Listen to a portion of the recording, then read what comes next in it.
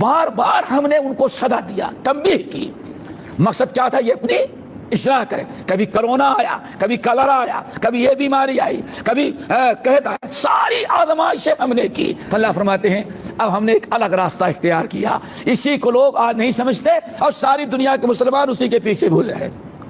فَلَمَّا نَسُوا مَا ذُكِّرُوا بِهِ، بار بار ہم نے ان کو سدھارنا چاہا، نصیحت کرنا چاہا، لیکن جب ان کے بات سمجھ میں نہ آئی، مرتبہ بڑھتا گیا، جو دعویٰ کی، 1 عذاب، 2 عذاب، 3 عذاب، 4 عذاب نازل کیا۔ اب نہیں، اس میں سدھر جائیں، اب اصلاح کر لیں، اب احساس ہو جائے، اب عذاب کا ڈر، اللہ کا ڈر پیدا، لیکن نہیں سدھرے تو ہم نے ان پر عذاب نازل کرنا بند کر دیا۔ کیا خیال ہے؟ عذاب نازل کرنا بند۔ اب اللہ نے کیا کیا؟ فَلَمَّا نَسُوا مَا ذُكِّرُوا بِهِ، جب انہوں نے اصلاح نہیں کیا، فتحنا علیہم ابواب کل شیء، تم مال کے، دولت کے، عروج کے، ترقی کے، قوت اور طاقت کے سارے دروازے ان پر ہم نے کھول دیا۔ سپر پاور وہ بن گئے، پوری دنیا پر حکومت کرنے والے وہ بن گئے، سمجھ گئے نا؟ جب اللہ کوئی کسی قوم سے اللہ زیادہ ناراض ہو جاتے ہیں تو اس کے لیے فَلَمَّا نَسُوا مَا ذُكِّرُوا بِهِ، جب بار بار نصیحتوں کے باوجود اصلاح نہ کیے، احساس نہ ہوا، اپنی تباہی، بربادی، رب کی ناراضگی، غضب اور قہر کو انہوں نے فیشن کے طور پر استعمال کرنا شروع کیا، برائیاں، نافرمانیاں۔ تو اللہ فرماتے ہیں اب ہم نے دنیا میں مال کے، دولت کے، عروج کے، علم کے جتنے بھی دروازے ہو سکتے تھے، ترقی کے سارے دروازے ان کے لیے کھول دیے۔ کیا ہوا؟ خوش ہو کر کے؟ خوش ہو کے نہیں کھولا۔ حتی اذا فرحوا، یہاں کی خوب مستی کرنے لگے، خدا کو بھی بھول گئے۔ پہلے تو دین چھوڑے تھے، اخلاق چھوڑے تھے، کیریکٹر چھوڑا، اللہ کی عبادت چھوڑی، اب تو اتنے آگے بڑھ گئے، سمجھنے لگے پوری دنیا کی حکومت ہم ہی چلا رہے ہیں۔ فتحنا علیہم ابواب کل شیء حتی اذا فرحوا بما اوتوا، اللہ نے ان کے لیے جو عروج و ترقی کے، مال کے، دولت کے دروازے کھولے تھے، جب خوب اوپر ترقی کر گئے، جتنا ترقی کر سکتے تھے ترقی کر گئے۔ اب ساری دنیا مسلمان پریشان، ایمان والے، اللہ کی عبادت ہم کریں اور ہم حکومت ظالم ہم پر کریں، یہ کفار و مشرکین کو غلبہ حاصل ہو۔ اگر وہ برے ہیں تو اتنی دولت اللہ ان کو کیوں دے رہا ہے؟ اللہ کیوں چھوٹ دے رہا ہے؟ یہی مسلمان پھسلنے لگتا ہے، کیا سوچتا ہے؟ سے ملاؤں کی باتیں ہمیں بھی ویسے ہی ہونا چاہیے جیسے وہ ظالم قوم کر رہی ہے۔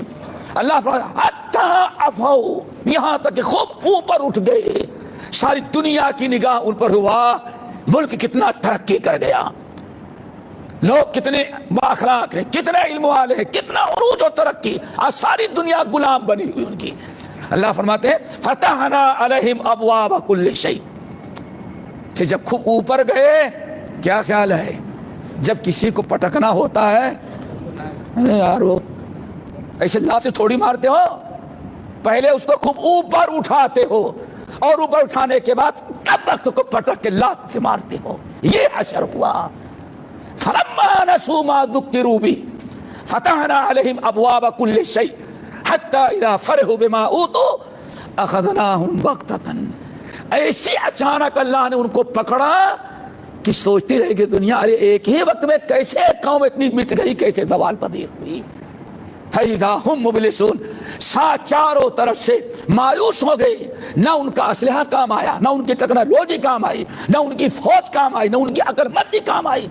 اسی لیے رب العالمین فرماتا وَعَادًا وَثَمُودًا، اے لوگوں، دنیا میں برے لوگوں کو، اللہ اس کے رسول کے نافرمانوں کو، کفار و مشرکین کو، اسلام کے دشمنوں کو اگر بہت ترقی کرتے ہوئے دیکھنا تو اللہ کو غافل نہیں سمجھنا، اپنا دین چھوڑ کر کے، اسلامی کلچر چھوڑ کر کے، شریعت چھوڑ کر کے تم ان کی طرح خبردار بننے کی کوشش نہیں کرنا۔ کیوں؟ وعادا وثمودا، جاؤ عاد کو دیکھو، قوم عاد کو، قوم سمود کو۔ اللہ فرماتے ہیں ان کے سارے آثار آج جا کر کیا خود دیکھو۔ اللہ فرماتے ہیں ہم مستبشرون، بڑے عقل مند، دنیا کے بڑے ترقی یافتہ لوگ تھے۔